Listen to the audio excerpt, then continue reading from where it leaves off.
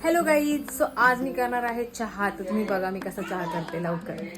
Hello guys, चहा बनवायला काय शिकवायचं आहे? चहा बनवायला सगळ्यांनाच येतो, त्यामुळे मी काही शिकवत बसत नाही. फक्त एक किस्सा सांगते. लग्नाआधी मी माझ्या मैत्रिणीच्या घरी आम्ही असेच भेटलो होतो. तेव्हा दुपारी गप्पा गोष्टी झाल्या आणि संध्याकाळी चहाची वेळ आली. तर आम्ही चहा करायला घेतला, पण तिघींमध्ये एकीलाही चहा बनवता येत नव्हता. आणि लग्नानंतर जेव्हा लग्न झालं तेव्हा समजलं की किचनमध्ये येणं हा ऑप्शन नाही तर गरजेचं आहे. त्यामुळे मग चहा बनवायला शिकले मी. आता मी इतकं छान चहा बनवते, तुम्ही विचारू नका.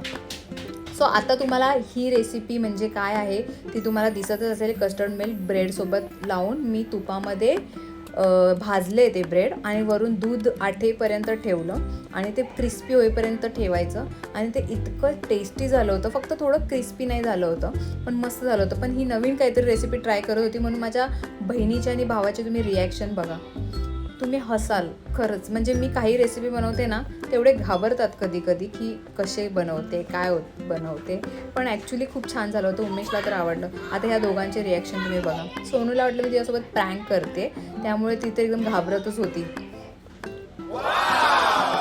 नाही प्रतीक खा. मम्मी सांगा मम्मी. अरे छान झालंय. सो तुम्ही असंच प्रेम देत राहा. आणि ब्लॉग कसा वाटला मला कमेंट करून नक्की सांगा. पुन्हा भेटूया नेक्स्ट व्हिडिओमध्ये. Bye bye.